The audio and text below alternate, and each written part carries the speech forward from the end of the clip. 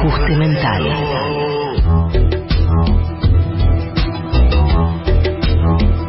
En los últimos meses, tanto escribiendo o a veces en la radio, o en esta misma radio, he hablado de un tema que a mí me fascina, que es de los artistas populares de la Argentina, y cómo se contrastan muchas veces con los artistas que cierta academia o que los medios nos quieren imponer. Y cuando uno le presta un poco de atención y empieza a remover, a quitar la hojarasca de encima, se da cuenta de que algunos de los nombres más claramente rutilantes, y algunos incluso legendarios entre los artistas populares argentinos, vienen, por un lado, todos del campo popular, y por el otro lado, hacen gala de una excelencia en lo que hacen muy poco común. En general, la academia nos enchufa siempre a Borges, que es una maravilla, nadie lo va a negar, pero del lado de lo popular tenemos gente como Discépolo, tenemos gente como Héctor Oesterheld, tenemos gente como Leonardo Fabio, tenemos gente como el Indio Solari, que mezclan esta cosa, primero de una enorme empatía con la gente, generando siempre un público muy pero muy amplio, y al mismo tiempo tienen una excelencia en lo que hacen increíble, y a la vez suelen ser bestias muy particulares, muy raras y muy difíciles de clasificar, ¿no? Decir que Discépolo era simplemente un letrista de tangos, un autor teatral, da la sensación de que uno lo está disminuyendo. Decir que Oesterheld era simplemente un guionista de historietas, ocurre lo mismo. Decir que Fabio era simplemente un cantante o un director de cine, uno le parece que lo está achicando. Y en general, en todas estas veces que yo he escrito sobre estas cuestiones o hablado de estas cuestiones a través de las redes, siempre hay una cantidad de gente que me dice: ¿y Dolina? Y claro, Dolina forma parte de esa lista de siempre incompleta, que yo a veces trato de insinuar, porque reúne un poco las mismas características, ¿no? Es un creador de una enorme empatía popular, forma parte claramente del campo popular, está claro de qué lado duerme, como le he escuchado decir más de una vez. Y por otro lado, es una bestia difícil de definir, ¿no? Uno no sabe si decir escritor, o músico, o qué, porque Dolina es Dolina. Lo que hace Dolina son las cosas de Dolina. Así que con enorme placer, en esta tarde de Big Bang, puedo decir que estoy completando esa lista que vengo esbozando desde hace meses con uno de estos creadores clarísimos e inclasificables del campo popular, que es el señor Alejandro Dolina. Muchas gracias por venir, Alejandro. Un honor conocerte y charlar con vos por primera vez. Suponemos ambos que nos debemos haber cruzado en la redacción de La Urraca, de ediciones de La Urraca. Sí, es posible en los tiempos de humor, pero éramos tan jóvenes. Comentaba yo que no... al menos yo no tenía un espíritu de cuerpo que probablemente adquirí después con la memoria, ¿no? Al recordar la época de humor, uno se siente partícipe, en mi caso en una medida muy pequeña, de una especie de gesta, pero aquellos días para nosotros eran simplemente cruzarnos en pasillos, entregar notas y hacer algún comentario. Siempre escritas a máquina, ¿no? En esas escritas completamente... a máquina, sí, bajo presión. Sí, no era muy glamoroso.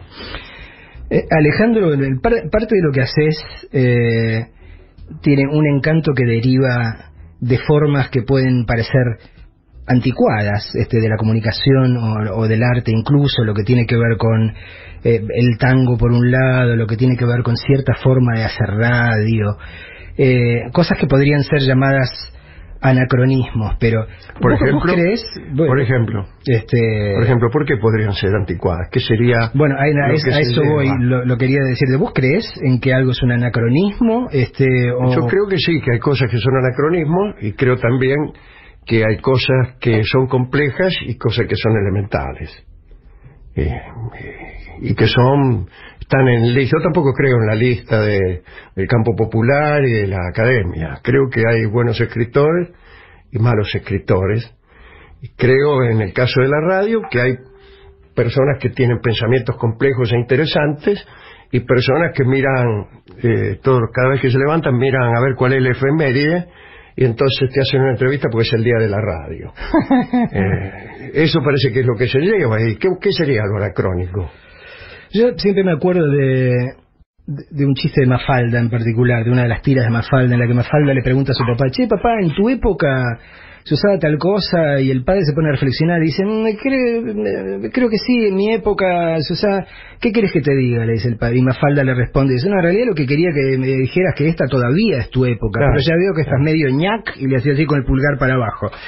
Por eso te preguntaba por los anacronismos, digo, porque es una convención, ¿no? Digo, mientras una forma de comunicación o de expresión siga funcionando y siga llegando al corazón de la gente o ayudando a reflexionar a la gente, sigue siendo de este tiempo, ¿no? ¿Por qué sigue?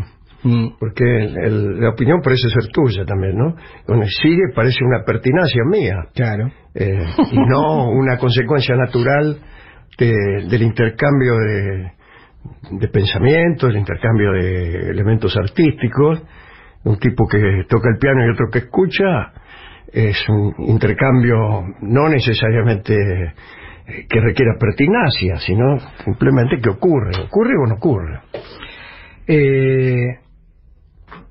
Cualquiera que te haya leído a simple leída, a primera leída, se da cuenta de que hay un trabajo muy exquisito con la lengua, el don de la palabra. ¿Dónde lo adquiriste? ¿Cómo lo adquiriste? ¿Alguien te lo transfirió? No sé tampoco si lo adquirí. En cualquier caso, pertenezco a una familia de docentes que estaban todo el tiempo jorobando, como se dicen las cosas, y tenían sobre los hijos una gran insistencia. En lo que yo creo que debo estar más o menos agradecido es en la presencia de los libros. En casa había muchos libros, desordenados libros, casi es imposible hablar de una biblioteca, porque eran libros que iban y venían, provenían de préstamos y devoluciones, andaban tirados por ahí, y mi madre, mi abuela, mi padre, mis tías, todos leían, y yo jugaba con los libros y supongo que en algún momento se me había ocurrido leerlos. Y eso significa que se amplían los horizontes. Eso solo significa. No es que uno por leer libros sea mejor. Todos conocemos la vieja charla que dice: he conocido en mi vida muchos hombres que no habían leído nunca un libro y que sin embargo, etcétera. Habría que preguntarse si no hubieran sido todavía mejores si hubieran leído un libro. El mundo del libro evidentemente abre puertas, nos agranda los horizontes, y ahí puede ser que yo haya concebido la idea de hacer cosas relacionadas con la escritura, con el pensamiento, con la radio y eventualmente con la música, ¿no? El de la música era mi viejo, que cantaba muy, muy bien. ¿Es cierto que venís de una localidad que se llama Morse? Es como yo nací en Morse por condenado por casualidad. Claro. A la comunicación, digo. Sí. Claro, parece, ¿no? Si los biógrafos esos que buscan indicios tempranos encontrarían en Morse, evidentemente, las razones de una vocación comunicacional. Alguien que tiene, como creo que tenés una relación amorosa con las palabras y con el lenguaje, digo, ¿cómo vivís o cómo malvivís esa sensación de la que resulta inescapable, digo, cuando uno se da cuenta de que las palabras parecen haber perdido todo valor o que son utilizadas a un significado lo contrario? Evidentemente, ¿no? Sí, eso es una gran decepción y produce temor, produce mucho temor. Por ejemplo, el siguiente fenómeno. Antes de que ocurra algo, estamos calculando cómo será relatado. El ejemplo que se me ocurre son las elecciones. Las últimas elecciones paso, ¿no? Entonces calculamos. Bueno, no era solo cómo iba a salir la elección, sino cómo la iban a presentar una vez tenidos los resultados. Entonces calculábamos, bueno, si se produce una diferencia de 4 puntos, lo van a notar como un triunfo. Entonces no era una preocupación por los hechos verdaderamente, sino por las palabras que se iban a utilizar para el relato de esos hechos. A veces sucede que los hechos son tan fuertes y tan incontrastables que no hay palabras para disimularlos. Creímos cuando vimos la diferencia del 15%. La respuesta es que no, que aún para esa contundencia de los hechos hay también, si uno está suficientemente demente, palabras para referirlo. Pero en última instancia lo que sucede es una gran angustia. Cualquier cosa puede ser relatada de cualquier manera. Eso produce no solamente la angustia de no saber en qué mundo vivimos, sino el miedo a que aún nuestros más nobles los más nobles intentos puedan ser relatados si hay la suficiente mala fe y la suficiente destreza, como si fueran canalladas. Además vivimos en un mundo en el cual existen estas herramientas que ahora se llaman redes sociales, claro, y que le permiten ahora expresarse hasta el último hijo de vecino. Así es. Nosotros venimos de una tradición en la cual había que hacer una larga serie de cosas y tener un cierto grado de suerte para llegar a publicar algo, ¿no? Es cierto, claro, que el hecho publicar de que era casi un premio que te daba. Exacto. Anda a saber quién, ¿no? Y ahora que uno puede ver las opiniones de todo el mundo en tiempo real, digo, a mí a veces me da la sensación de que nos hemos sobrevalorado a nosotros mismos como especie, ¿no? Digo, porque uno tiene la evidencia así, cuánta gente tonta que hay y uno no se da cuenta de que tan fácilmente. Es un pensamiento, ¿no?, realmente interesante, porque durante muchos años soñábamos despiertos diciendo, bueno, ya llegará el día en que todas las voces sean oídas, en que todos, hasta los más humildes, puedan acceder al conocimiento general y entonces bla, bla, bla. Y llegó ese momento. Y lo que pasó es que se abrió una caja que estaba como la caja de Pandora, llena de calamidades. Y además, lo que acabas de decir, nos dimos cuenta de que quizá nos estábamos sobrevaluando, que el porcentaje de locos y de canallas y de malvados era mucho más alto de lo que nosotros creíamos. Hasta el punto de que las personas ecuánimes y bien intencionadas aparecían como una minoría, ¿no? Una minoría muy poco interesante por lo demás, porque hay también esa especie de morbosidad que tiene uno no ya como escritor de iniquidades, sino como consumidor de ellas. Nos interesa mucho más, cuando uno a golpe de vista examina el menú de los medios, nos interesa mucho más lo escandaloso que lo noble. Alejandro, no debe haber ninguno de nosotros que no haya puteado alguna vez contra los mosquitos, porque verdaderamente son bichos muy molestos, y aún así uno cuando razona piensa que deben tener alguna función en el equilibrio ecológico. Por algo están, por algo sobreviven, y alguna función positiva deben cumplir. Todos maldecimos la estupidez de la que somos víctimas a diario, pero uno a veces se pregunta o se plantea si la estupidez no tendrá algún lugar en la economía del universo también, ¿no? Digo, ¿vos se te ocurre sí, también algo? Eso es sobrevaluar al universo, quizá, pensando que tiene que ser algo razonable. Los datos que uno va recibiendo contribuyen a desengañarlo al respecto, ¿no? Uno cree, quizá ilusionado por las obras artísticas, que debe haber algo de simétrico en los destinos, y que así como el mosquito debe tener en la economía celeste alguna importancia, hasta los mínimos hechos que hacemos deben tener su explicación y en cualquier caso su contrapartida, su respuesta, su recompensa o su castigo. Resulta que no, las cosas suelen ocurrir como parece creer Woody Allen, ¿no? De un modo desordenado y todavía más aterrador esa desorganización del mal es más aterradora que un mal organizado. O sea, el demonio pasó a ser algo de segundo orden al lado del caos de maldades a veces sin objeto.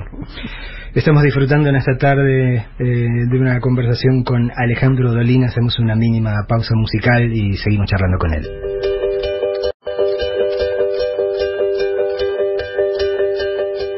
Big Bang, un catálogo de desmanes. Seguimos charlando con Alejandro Dolina. Veníamos tratando de darle vuelta al fenómeno de la estupidez, ¿no? Y a ver si uno encontraba para consolarse, que más no sea una función para esto en la economía del universo, más allá de sufrir y hacer sufrir. Y pensaba también, digamos, en lo que puede parecer como la contracara, ¿no? Digo, también manejamos una noción de inteligencia que es bastante cuestionable, ¿no? Digo, lo que solemos asociar con inteligencia de muchas veces sí. tiene poco que ver con la idea felicidad, que tienen nuestras, ¿no?, tías de la inteligencia, que es una especie de sometimiento a las reglas, cumplimiento de escolaridades establecidas y muy poco más. ¿Y qué pasa cuando es precisamente la inteligencia lo que te lleva a contrariar a todos esos mandatos que vienen de los muertos, como diría el Indio Solari? Es curioso, ¿no? Porque nos impulsan hacia la inteligencia y la inteligencia muchas veces nos vuelve hacia los mismos que nos impulsaron. Debe ser así. La inteligencia tiene algo que le es inherente y que es el poner en entredicho las categorías, los pensamientos, las racionalidades. Justamente esa especie de rebeldía que es natural en la inteligencia es lo que le hace deseable. Si no, todos seríamos no soy nadie, quiero decir, todos serían, los grandes sabios no serían otra cosa que funcionarios de una ortodoxia establecida, ¿no? Y no son así. La ciencia misma es un continuo poner en entredicho y un continuo salir de unas convicciones para entrar en otras, aunque desde luego hay lo que Asimov llamaba la relatividad del error. Es decir, cada vez el error es menos grosero.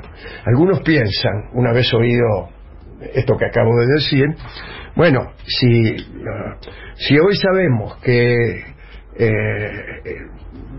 ser geocéntrico era un error, quizá esta idea que tenemos del universo también sea errónea. Y es verdad, pero lo que pasa es que el grado de error va disminuyendo. Debe estar más cerca de la verdad esta idea que tenemos del universo, con su Big Bang, con sus 13.000 millones de años, con su expansión, con lo que decía Hubble, bueno, todo eso por ahí es falso, pero no tan falso como la tierra plana de los asirios caldeos. Siguiendo con lo de la quiere decir que hay un camino en medio de toda esta especie de apología de la sinrazón o de temor a la sinrazón que hemos exhibido en los últimos minutos. Hay un camino que se va recorriendo. En algún lugar hay alguien que está pensando bien.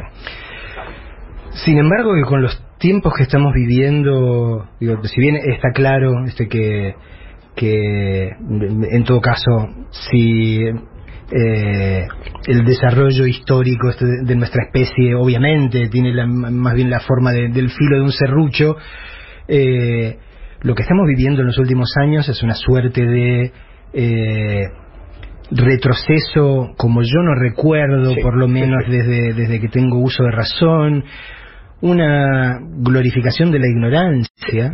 La ignorancia y la brutalidad se ha convertido en un derecho humano, y digamos que normalmente uno sabe que siempre damos 2 pasos para adelante, 1,5 para atrás o 1 para atrás, qué sé yo, pero ahora en este caso creo que nos tocó un retroceso notable, de esos que se ven desde lejos. ¿Te das alguna explicación cuando te enfrentas con esas cosas? No, solamente puedo tener la misma sensación que vos, que amén de los progresos de la ciencia, incluso de la tecnología, nuestra vida de todos los días, nuestra forma de organizarnos, incluso nuestra forma de relacionarnos políticamente, ha retrocedido y está retrocediendo. Y recordemos nosotros esto, pensemos esto. Cuando uno habla de cambio en términos históricos, políticos, evidentemente se refiere al cambio en una dirección. Hay una dirección del cambio político, como hay una dirección del tiempo y hay una dirección de la termodinámica. De manera entonces que cuando uno habla de cambio se supone que pasa desde menos derechos a más derechos, desde una ciudadanía defectuosa a una ciudadanía más perfecta, desde la monarquía absoluta hasta especies de democracia cada vez más participativas o justas, etc. O con menos márgenes de error, como decía. Cuando vos ves que la palabra cambio es utilizada para retroceder a situaciones que ya ocurrieron 25 años atrás y que fueron tremendas, uno dice algo malo está sucediendo. De todos modos, este serrucho, esta cosa así, en este caso a mí me huele un poco mal. Me parece que no es tanto esa fractalidad casi casual de las costas noruegas, exacto, de esa costa noruega que es la historia, sino que acá se ve como que algo ha sucedido, que algo más fuerte que un simple serrucho ha sucedido en la historia y que quizá no lo estamos viendo con suficiente lucidez. Porque, digamos, hay ciertos aspectos de lo que tiene que ver con la política o lo social o lo cultural que uno considera más relativos por definición, pero incluso hasta aquellas nociones que creíamos ya invariables y comprobadas 5 millones de veces, como vos hablabas en términos de la ciencia, y ahora estamos viviendo de vuelta en tiempos donde hay gente que te mira a la cara y te dice, no, la Tierra es plana, claro, y que o el calentamiento global no existe, no existe. Con lo cual te deja así medio mormoso, porque decís, ¿cómo te enfrentas? Un nuevo ejemplo, lo que decíamos hace un rato, a saber, relatos de las cosas que nada tienen que ver con la realidad y porfiados profesionales. Usted no me venga usted con razones. Para mí la Tierra es plana y ya está. Por eso, ¿no? Una suerte de revalorización de la opinión. Eso también asusta. Alguien me decía una vez, no sin cierta gracia, que él concebía el infierno principalmente como un lugar donde uno estaba sin razón alguna. Porque cuando uno está en el infierno por una razón, es decir, por haber incumplido andar a saber qué cosa, por lo menos allá, mientras se asa entre las llamas, tiene la idea de que el universo es razonable, que a él le ha tocado algo pésimo, pero el universo tiene una idea, no importa cuál, pero la tiene. En cambio, el que está en el infierno y no sabe por qué, ese es el verdadero. Esa es una tortura verdadera. El verdadero infierno es no saber por qué demonios está uno en el infierno. Vos decías recién que digamos estos tiempos de retrocesos en todas las áreas que parecemos estar viviendo te llamaban particularmente la atención con respecto a otros, digo, porque son muy muy rotundos y que te daba a preguntarte si no habrá otro tipo de designio que uno no está terminando de ver del todo claro, ¿no? Una palabra que te gusta mucho a vos usar, que te he escuchado varias veces, es la palabra fatalidad. Cuando decís esto, ¿estás pensando en algo así, digamos, en una fatalidad, en algo que tiene que ver con cómo está construido el universo, o estás pensando en un designio más bien económico-político? Estoy pensando en una mezcla de ambas cosas. Quizá los ires y venires económicos políticos conllevan una fatalidad que desconocemos como tal. Nos creemos que todo es casual, pero por ahí es fatal. Pero eso no lo sé. Pero se me estaba ocurriendo algo que es lo siguiente. Fíjate, entre tanto retrocesos de filofascistas en el poder, de cada vez menos derechos, inmigrantes que son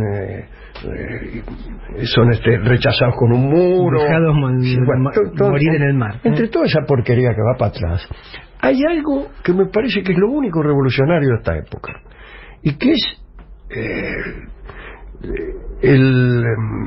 digamos, la gesta de las mujeres. Eso me parece que sí va hacia adelante, con todas las desprolijidades de las cosas que van hacia adelante, sí, con todos los Robespierre, con todos los terrores que eso conlleva, pero va hacia adelante. Estamos charlando con Alejandro Dolina, escuchemos un poco más de música, tomamos un poco de agua y seguimos.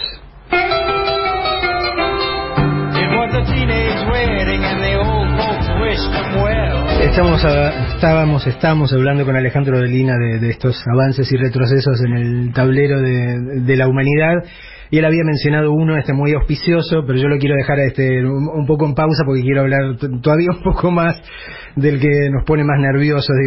Te escuchaba y me acordaba de algo que le he leído al Indio Solari, escrito hace tiempo y repetido charlando con él, de que él decía, ya hace décadas, decía que daba la sensación de que el futuro va a ser para los psicópatas, ¿no? O sea, de que la única forma de sobrevivir en el futuro que parece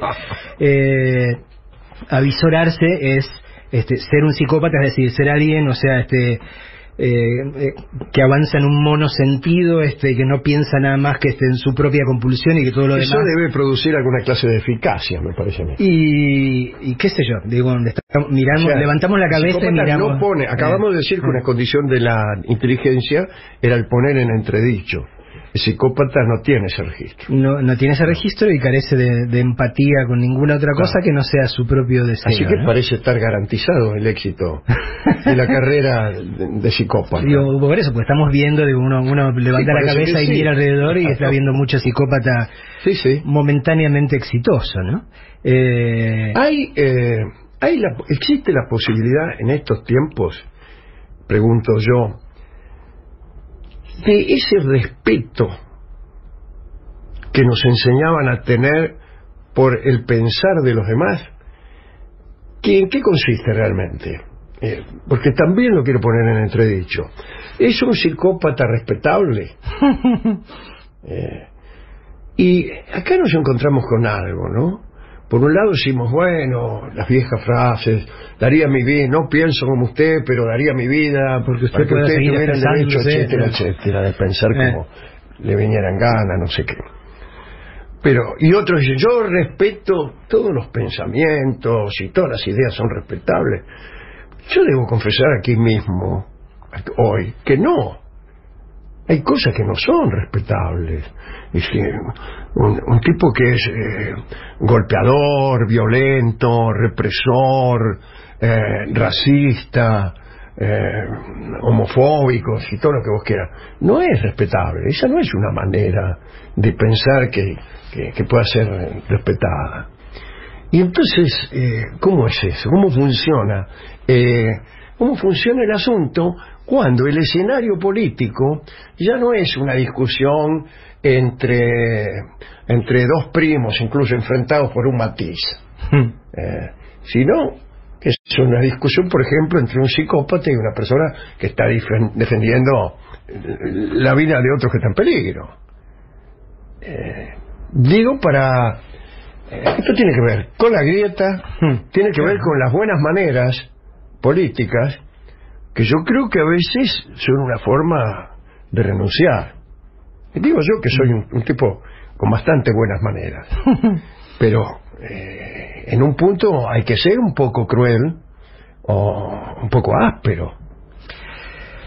Porque, bueno, vos hablabas hace un rato de que en principio, uno mira la historia en perspectiva y le da la sensación de que hemos ido avanzando en infinidad de cuestiones que tienen que ver, que creo yo una forma de medirlo es el desarrollo de la empatía, ¿no? Nosotros somos una especie que tiene esta característica medio rara, que somos capaces de empatizar con otros seres. Sí, eso es clarísimo. Y en general es una manera, ¿ves? De entender mejor nuestro lugar en el mundo, que en términos tan estrictamente económicos como decir liberalismo o intervencionismo.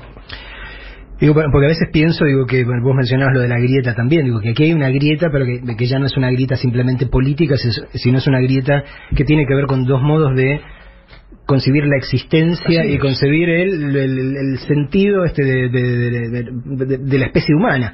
Están los que creemos que hemos desarrollado ciertas maneras civilizadas porque hemos aprendido a sentir empatía por cada vez más gente, no solo nuestra familia, sino los del pueblo, sino los del país, los de nuestra raza, con las otras razas, con la gente que habla otros idiomas, con la gente que tiene otras costumbres. En general, en teoría podríamos decir que cuanto más empáticos nos hemos puesto, tendríamos a ser mejor gente. Pero lo que ahora se está defendiendo es: la empatía es una carga y lo único que me importa es lo que yo quiero, lo único que quiero es irme a Punta del Este. Otra paradoja. A veces la empatía nos lleva a ser empáticos con los psicópatas o con los enemigos de esa empatía. Tenemos que dejar de ser tan empáticos. Eso es tremendo. Hay que ponerse a ordenar un poco el asunto, ¿no? Bueno, y digamos aquí en este sentido lo que vos mencionabas de este elemento verdaderamente revulsivo y propulsor de la historia, que es la causa de las mujeres, digo, creo que también encaja ahí perfectamente, ¿no? Claro. Digo, lo que las mujeres están reclamando son derechos elementales que tienen que ver con que nos aprendamos a ponernos en su lugar y a entender las cosas que les hacemos padecer a veces con mayor o menor grado de conciencia, ¿no? Así es. Veníamos hablando también de la inteligencia y de qué es finalmente, qué sirve o qué no como definición de inteligencia. Y alguna vez también te oí... con cierta soberbia, ¿no? Porque estamos como dando por sentado que nosotros pertenecemos al partido de la inteligencia. El partido de la inteligencia consiste en estar a favor de la inteligencia, aún siendo un nabo de primer orden, ¿no? Bueno, pero por eso es como podría ser mi caso, no el tuyo. Como el chiste de Groucho Marx, en este caso al revés, digo, porque en este caso uno pretende formar parte del club del que considera que merece formar parte y no al revés. Pero bueno, digo, alguna vez algunos dicen que Groucho Marx, otros que Chesterton. De todos modos es un buen chiste, ¿no? Sí. Nunca me haría socio de un club donde admitieran un tipo como yo. Digo, alguna vez te escuché definirte casi como disculpándote como un diletante, como un eterno aficionado, digo, como si esto fuese malo, en principio, cuando yo no lo veo necesariamente de esa manera, ¿no? Más bien tiendo a pensar que vivimos en tiempos que tienen que ver con la maldición de la especificidad, y que hay mucha gente muy especializada en determinadas cosas y es totalmente inútil e ignorante con todo lo demás, y que ser diletante o ser amateur en el sentido más literal tiene que ver con el hecho de que la necesidad de expresar algo es más importante en todo caso que el deseo de convertirse en un maestro con M mayúscula. Sí, pero ¿no? Sucede que venimos todos muy condicionados por las ideas de nuestra abuela y de nuestras tías, que sostenían que quien mucho abarca, etcétera, y entonces ese fluctuar entre distintas disciplinas, esa especie de universalidad que en realidad era la diletancia, era malo, que había que dedicarse, esto decía mi abuela, de ser médico y serlo. Algunos lo han hecho con tal rigor que para convertirse en médico resolvieron ignorar prolijamente todas las otras áreas del conocimiento. Pero empezando por la caligrafía, ¿no? Claro, por ejemplo. Pero ha venido en nuestro socorro el posmodernismo, posiblemente, con esa postulación de las articulaciones entre las distintas escuelas, entre los distintos conocimientos, y aquello que antes me avergonzaba, a saber, el de conocer por la mitad muchas cosas y ninguna del todo, resulta que parece ser hoy en día un paradigma interesante y una variante todavía mejor que el especializarse en el vidrio delantero derecho de los autos.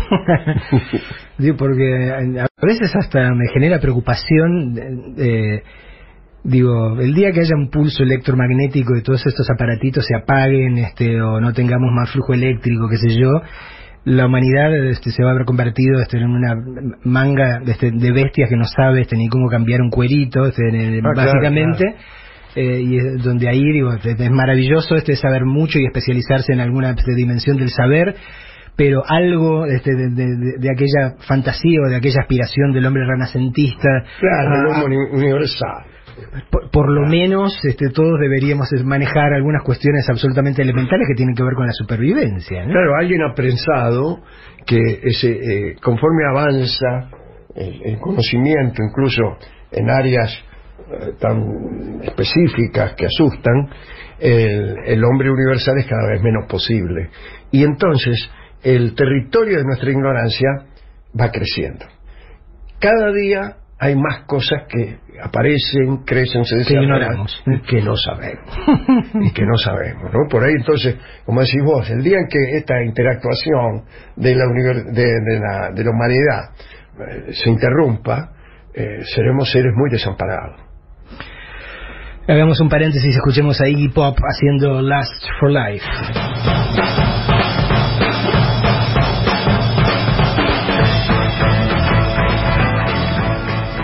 Big Bang. Crisis. ¿Qué crisis? Seguimos charlando con Alejandro Dolina y... ahora me he acordado que arrancamos hablando de anacronismos o cosas que pueden o no parecer anacrónicas, y si es que existe algo que pueda ser llamado anacronismo. Y pensaba en una noción como la elegancia, por ejemplo, ¿no? Que en otras épocas era como muy central, que para algunos de nosotros sigue siéndolo, ¿no? La elegancia desde la forma de relacionarse con la gente, la elegancia en la forma que uno escribe, la elegancia en la forma en la que uno se viste, etcétera, etcétera. Tal vez la elegancia como cortesía, porque escribir bien es también una forma de cortesía, sí, con el que lo valera uno, pero bueno, esos son decires, son greguerías que no sé si son elegantes finalmente. Pero ¿es un valor para vos? Digo, para mí es un valor. Digo, sí, en el sentido que acabo de decir, una forma de pararse delante de la vida, sí, ¿no? Es un valor. Es un valor, pero que debe ser, me parece a mí, ejercido con un cierto dandismo, que también es una palabra vecina. Exacto. Y el dandismo consiste en no hacer bandera. El verdadero dandy no la va de dandy. El verdadero elegante no la va de elegante. No es riguroso. Por ejemplo, creo que Sábato decía esto, que no está mal después de todo. Decía, un gesto de dandismo es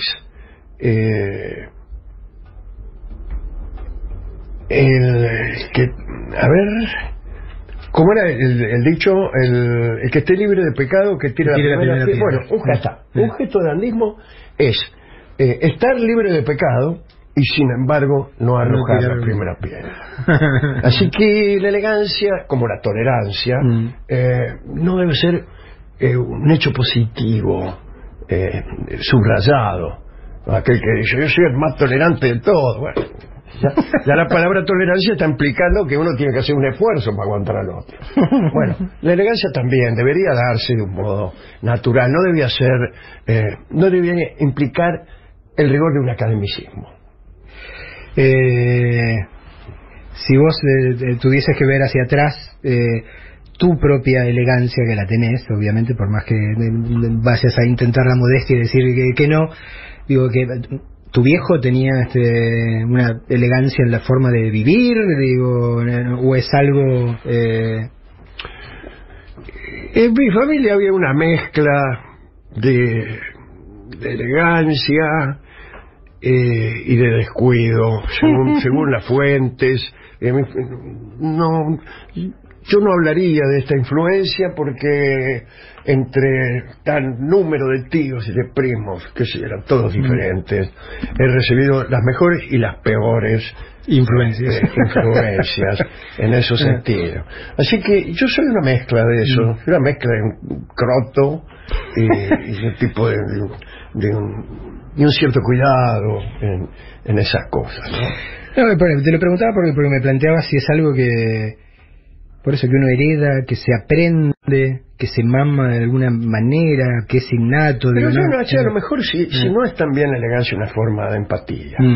No, la elegancia que no se tiene para presumir, sino para hacerse más agradable a los demás. Así como yo creo que cuando uno está enamorado, trata de ser con la persona amada lo más agradable posible para producirle un cierto placer con nuestra vecindad. Unamuno decía,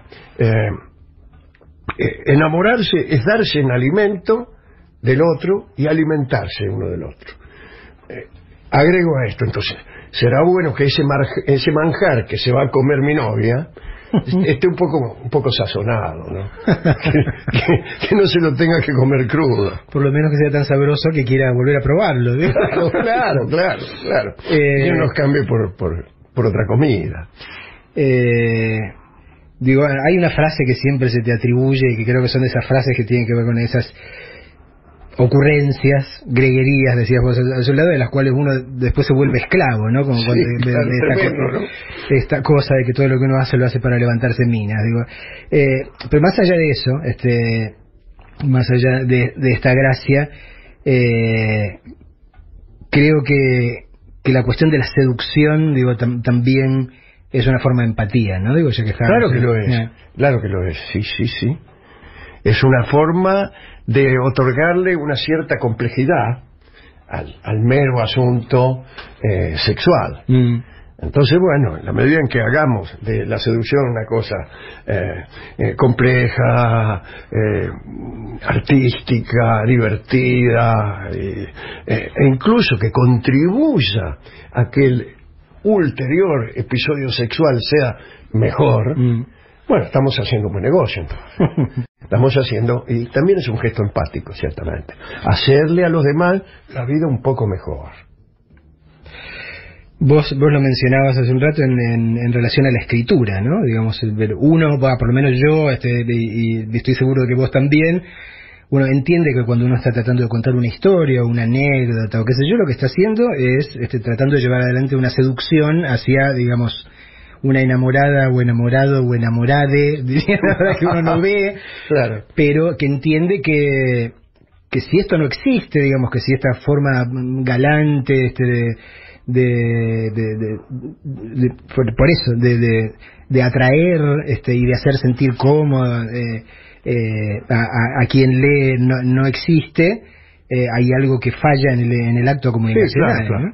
Y hay que aclarar, evidentemente, que esas formas pueden no ser melifluas. No tiene que ver con eso. No. Solo tienen que ser eficaces. Digo, y aquí también, hablando de la empatía y todo, también te encontrás con escritores que te da la sensación de que su objetivo es hacerte sufrir, ¿no? Sí. Hacer que uno también hay psicópatas escritores. Sí, claro. Algunos lo hacen por sistema y por experimentación, y otros por troncos que son. A veces se mezclan también esas cosas. Ay, esto lo sabrás mejor que vos, mejor que yo.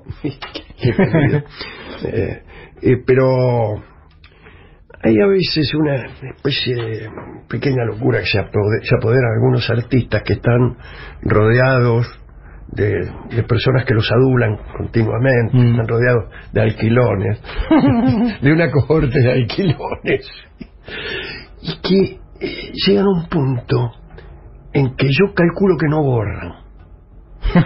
Están tan convencidos de su propia genialidad, o son tan eficaces sus adláteres en convencerlo de esa genialidad, que no filtran nada de lo que escriben. Que les parece que todo lo que producen les parece que todo es genial, y lo mandan adelante. Y uno que ha desarrollado, no sé si una habilidad para escribir, pero por lo menos una habilidad para leer o para percibir esas cosas, se da cuenta. Dice, este tipo ha escrito esto, pasa mucho en el teatro, ha escrito esto y piensa que por estar en un círculo en una escuela, en unas manieras teatrales, que son las que se llevan, resulta que ya eso le basta para escribir lo que quiera. Entonces se siente una tarde y empieza, y todos vamos ahí, lo aplaudimos, porque ya se sabe lo genial que es. Vamos, diría Borges, con un previo fervor. De eso hay que cuidarse. De eso hay que cuidarse. Vamos a escuchar un poco más de música, los Smashing Pumpkins, y después seguimos charlando con Alejandro Dolina de música, ¿por qué no?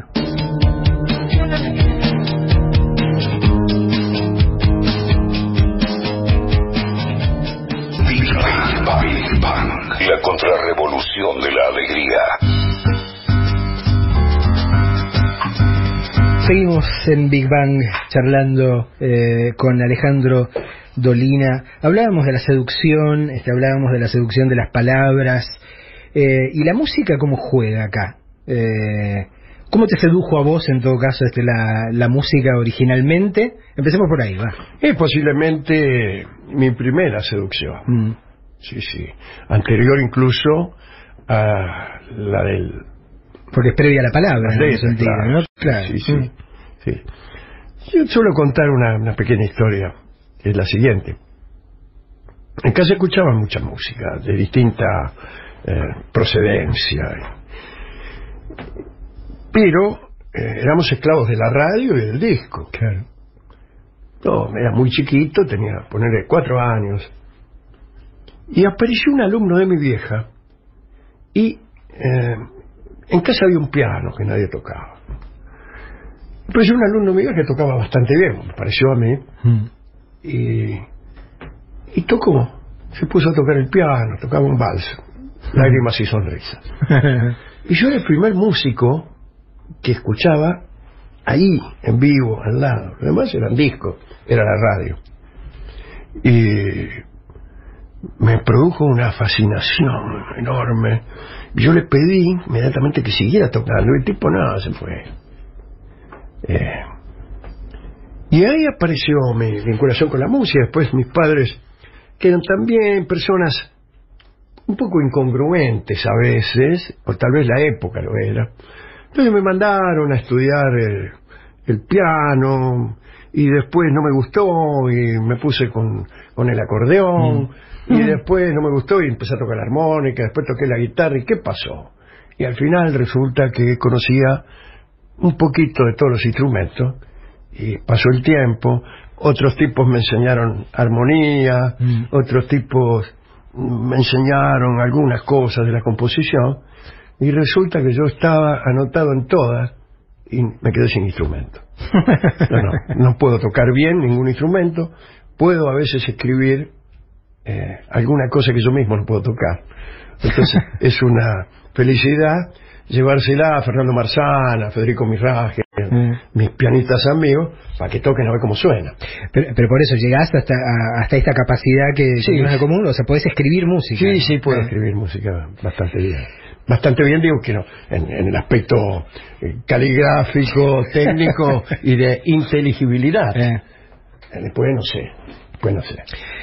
Pero aún así, digo, más allá de considerar que no podés interpretar bien ningún instrumento, es muy claro que podés comunicarte a través de la música. Sí, puedo tocar más o menos. Puedo componer un poco mejor que eso, puedo arreglar, puedo cantar. Y tengo muchos amigos que me permiten tocar y cantar con ellos, y algunos de ellos han sido realmente muy geniales y me han admitido en su vecindad. Y quizá mi mayor orgullo, el mayor de todos, ¿sí? El mayor de todos, haber podido cantar, y cantar con la anuencia y con el gusto de estos tipos. Por ahí venía a mi casa en un tiempo Héctor Stamponi, a él le gustaba que yo cantara algún balsecito de los que él componía, y por ahí me decía, tengo por ahí una cartita que dice, tenés que seguir componiendo, que lo haces muy bien, cosas así de amigo, pero tuve esa felicidad de cantar con Nelly Omar, con Mercedes Sosa, con Virgilio Espósito me acompañaba a veces. generalmente por amistad, pero yo creo que en algún punto lo hacían con bastante placer, ¿no? Si tuvieses que describir cómo opera la seducción de la música, porque si tuviésemos que describir cómo opera la seducción de las palabras, creo que los dos podríamos defendernos. Creo que lo tenemos bastante intelectualizado, ¿no? Digo, pero la forma en la que una música te engancha después de que pasaron 5 que no te dijeron nada, sigue teniendo un elemento de fascinación que Sí. a mí me cuesta bajar en palabras o en razonamiento, ¿no? Es muy difícil. Yo también he intentado algún tipo de definición del placer musical. Yo calculo que uno desarrolla una capacidad para percibir combinaciones de sonidos, de notas. Y cuanto más compleja es cuanto más desarrollada está esa capacidad, uno tiene una exigencia de mayores complejidades. Es como los chicos cuando empiezan a jugar con un juego cualquiera, o como el tipo que juega a las cartas con un mazo. Si el mazo es de 52 cartas, nuestras posibilidades son infinitas prácticamente. Ahora, si vos tenés un mazo de 2 cartas, es aburrido. Es aburrido.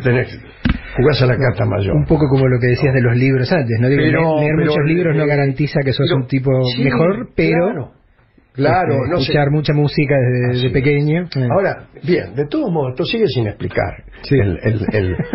La primera cosa, ¿qué es? ¿Qué es? ¿Qué se despierta? ¿Un agrado matemático? Jardiel Poncela tiene una ocurrencia acerca de cuál es el placer de Dios, dice, lo cual sería el placer de Dios al ver cómo funciona el universo. Y es parecido al de los billaristas. Es como un agrado ante los movimientos precisos. En la música hay algo de eso. Es un agrado ante los sonidos, su combinación, su precisión, su belleza intrínseca. No belleza intrínseca, quiero decir, belleza es una palabra mal elegida. La calidad de su sonido. Todo eso mezclado produce unas sensaciones misteriosas que son las llamadas musicales. Pero es muy difícil, es muy difícil.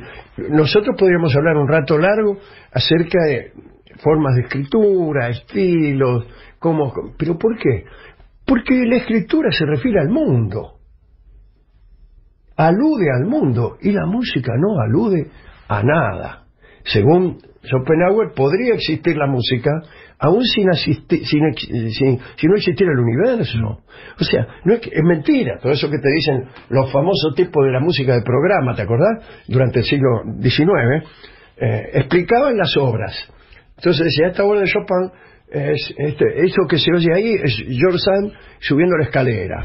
Ahí se encuentra, es un abrazo con Chopin. Ahí empiezan a discutir y ahí se amigan. Era mentira todo eso. La música no significa nada. Ahí estaba Hanslick, ¿no? Que era el crítico del siglo XIX, que se empezó a pelear con todo, pues dijo, esto no, es mentira, la música no significa nada. Y como no significa nada, explicarla en metáforas es falso. Sí, me gusta el color de esa voz. ¿Qué color? No es de ningún color. Sí, me gusta qué cuerpo tiene. ¿Qué cuerpo? No tiene cuerpo. Te escucho y... ¡Qué alegre! No es alegre.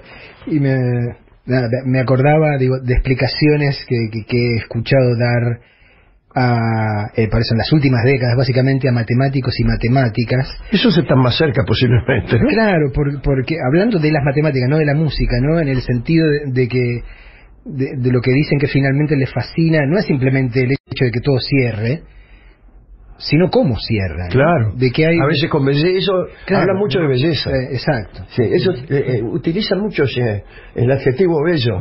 Encontré una hermosa demostración, dicen, ¿no? Y después de todo, la música es matemática. Hacernos cargo de que si cortamos una cuerda por la mitad suena una octava. Bueno, eso es un milagro. Eso es lo más parecido a un milagro que yo he escuchado, ¿no? ¿Cómo? Eso te llena de inquietud y de alegría. Y de alegría, por fin algo que tiene sentido. Cuando creemos que el universo es un sinsentido, bueno, sí, es un sinsentido menos una cosa, que es la música. Hacemos otro recreo apropiadamente musical y seguimos charlando con Alejandro Dolina.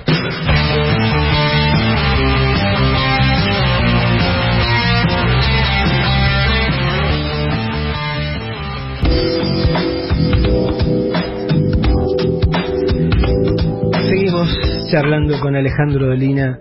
Digo, no sé si... No sé si te lo planteaste alguna vez, ¿no? Digo, yo tengo a veces esa fantasía de tratar de imaginar qué clase de criatura es este país en el que nos tocó vivir, o sea, qué clase de criatura es la Argentina, ¿no? Creo tener claro que es una criatura bastante particular, en el concierto de las demás naciones, sí, claro, sí. que tiene algunas características que no encuentro en otras partes. ¿Cómo podrías imaginártela? ¿Qué clase de criatura es? O sea, ¿va para lo monstruoso? ¿Va para lo que mezcla lo encantador y lo monstruoso como una sirena? ¿Va para el lado de la quimera? Es difícil dar una respuesta que no sea evasiva. Por otra parte, son las únicas respuestas que puedo dar. En cualquier caso, cuando yo era chico estaba más fascinado con la Argentina que ahora. Encontraba algunas particularidades, incluso en su historia artística, que me llenaban de ternura y orgullo. E incluso me parecía que habíamos encontrado algunos géneros, algunas regularidades del pensamiento y de la creación que eran muy perfiladas, muy reconocibles. El tango, la literatura gauchesca, ¿no? Todo eso era, inmediatamente lo reconocía. Y por otra parte, habíamos alcanzado también en el otro aspecto, un aspecto más académico, también algunas cosas que no estaban nada mal, y el país tenía una apariencia de riqueza que quizá me engañaba. Riqueza en el mejor de los sentidos, ¿no? Riqueza, posibilidades. Eso es la riqueza, ¿no? El extenso territorio, los desiertos que eran como algo que todavía no, cuadernos sin escribir. Eso me fascinaba. Y una cierta personalidad incluso en la política, en la historia política también, alguna forma de ir obteniendo derechos. Y el peronismo muy claramente el peronismo, ¿no? Un fenómeno muy argentino, ¿no? Claro, digo que no hay nada similar en el resto de la todo eso me llenaba, no digo de orgullo es demasiado, pero algo parecido. Estaba contento de ser argentino. Y después la historia ha sido cruel con la Argentina. Ya lo era cuando yo creía que no. Pero fueron ocurriendo cosas muy difíciles, desgraciadas, tremendas, y los problemas fueron más dramáticos. Empezó a morir mucha gente por razones políticas, por razones. Vos tuviste... Y ahora creo que nuestra historia está llena de lágrimas.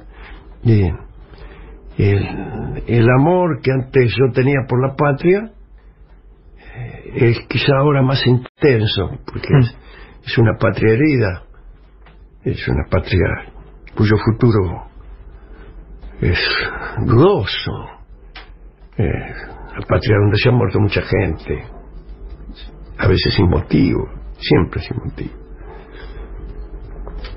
y donde algunas cosas se han licuado en lo que se llama globalización. Entonces ya no es tan fácil reconocer un argentino de un holandés. No sé. Vos tuviste o tenés, se puede hablar en tiempo presente, algún amigo desaparecido, ¿no? Sí. sigue siendo una presencia en general. Bueno, cuando uno piensa en fantasmas piensa simplemente en términos de literatura, pero hay compañías, hay presencias de alguna manera en las cuales hace que uno piense en los fantasmas a partir de otro tipo de materialidad, ¿no? Sí, yo casi no tengo otra cosa que fantasmas en mi vida. A mí me cuesta mucho desprenderme de las historias, de los muertos queridos, no solo de los que han sido desaparecidos, sino de todos. De manera que el volver al pasado es uno de mis defectos, podría yo decir. Es una de las razones por las cuales a veces lo voy a ver a Rolón, ¿no? Así que es más bien una característica propia, el ser visitado por fantasmas todas las noches. Yo duermo con fantasmas todas las noches. Me acuerdo que hace algunos años me traje de Colombia un libro que obviamente trataba de reflexionar sobre los problemas colombianos, pero me gustó ya desde el título, ¿no? Digo, pues se llamaba ¿En qué momento se jodió Colombia? Ajá. Y esa es una pregunta que yo me hago, o ¿en qué momento se jodió la Argentina? O ¿por qué nunca se desjodió, no? En todo caso. Claro. Es una pregunta que al formularla creo que encara un peligro, entraña un peligro, ¿no? Él cree que alguien es el responsable único, o que alguna cosa que pasó fue la que jodió todo. Y por ahí pensar así no está bien, ni en el caso de Colombia, ni en el caso de la Argentina. Nuestros males son evidentemente de un origen tan plural y tan complejo que eso hace Macri, por ejemplo, cuando dice que los 70 años de peronismo, y bueno, ya está, ya lo explicó todo. Pero esas explicaciones de en qué momento, cuándo fue exactamente qué, suelen ser falsas. Y mi respuesta ante la pregunta, de todos modos, es no sé. Digo, uno que está atento a lo que ocurre en el mundo, y que mal que más no sea porque le gustaban las anécdotas, se le ha prestado atención a la historia de otros países, cree advertir que alguna de las naciones que tienen presentes más venturosos lo tienen básicamente porque han conseguido una suerte de pacto entre las distintas fuerzas a las que han enlazado para formar una nación, y que todos juegan dentro de claro, ese... Sí. Entonces, qué sé yo, en los Estados Unidos, obviamente... Por eso hablan de administración, ¿no? Claro. Porque, entonces, o sea, ya todo está pactado. Hay una alternancia. Ni los demócratas van a armar la reforma agraria, ni los republicanos van a poner campo de concentración. No.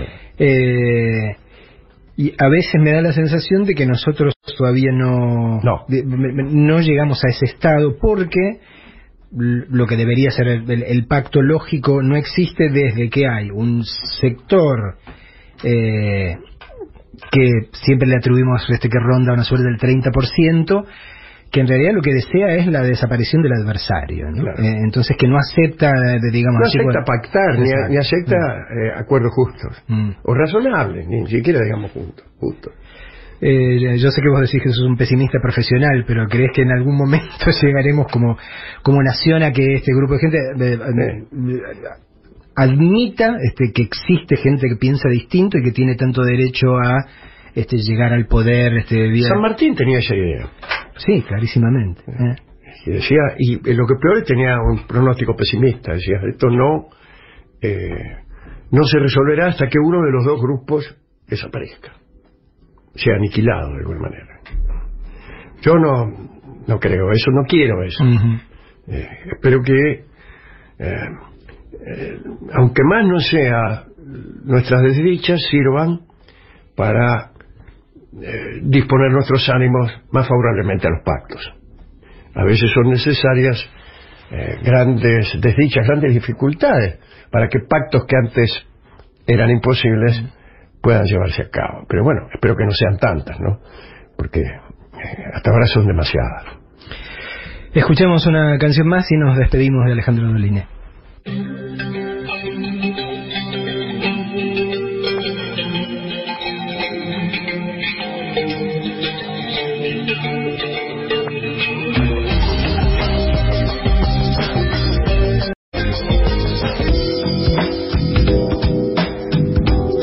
Estuvimos charlando largo rato con Alejandro Dolina, dejándonos llevar por la conversación.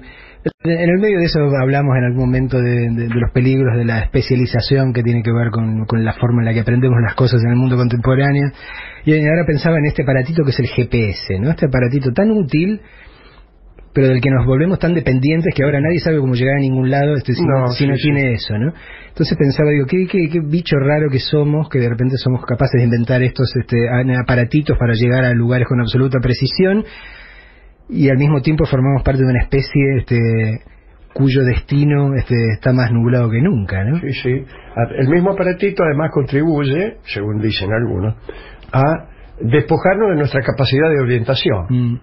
Una vez que nos volvemos dependientes de ese aparato. Pero lo que vos señalabas es otra paradoja, ¿no? La de ir hasta el fondo de lo tecnológico, hasta el límite, y quedarnos en estadios tan elementales en lo que se refiere a nuestra convivencia, a nuestra organización política, a la organización de nuestra economía, etcétera, etcétera, ¿no? Al mismo tiempo que ahondamos nuestros pensamientos en muchos aspectos, pasa lo del Amazonas y otras cosas que únicamente se explican por estupidez. Así que nuestra genialidad y nuestra estupidez van compitiendo y yo sé quién gana, ¿no? Bueno, arrancamos hablando de la estupidez y terminamos hablando de la estupidez. Siempre con esa soberbia de creer que uno no pertenece a ese bando. No, creo que si nos preocupa es precisamente porque uno sabe que es como el viejo chiste de los relojes, ¿no? Digo, sabes que al menos 2 veces al día vas a ver la hora correcta y no hay nadie ni el que sea tratado de genio o se crea un genio que esté exento de incurrir en estupidez más de una vez al día, ¿no? Alejandro, nada, agradecerte muchísimo que te hayas pasado este rato aquí en Big Bang. Un honor para mí, después de tantos años, poder haberme sentado a charlar con vos, después de simplemente verte o oírte charlar con otros, así que nada, muchísimas gracias. Yo le he pasado muy bien y te he escuchado con mucha atención, no tanto con la atención del que está siendo interrogado, sino con la atención del que está discurriendo con otra persona y está caminando entre ideas por lo general ajenas, lo cual está bien, ¿no? Sí, obvio. Y disfrutando con ese paseo. Mirá esto. A mí me gusta esa forma de relacionarme, más en discurrir que en discutir, en contestar con preguntas que uno ya se las sabía de antes. Bueno, me alegra entonces que hayas disfrutado de este paseo que hicimos juntos. Muchas gracias. Un abrazo enorme. Espero que nos veamos un poco más seguido. Ojalá. Una vez por vida es poco. Big Bang.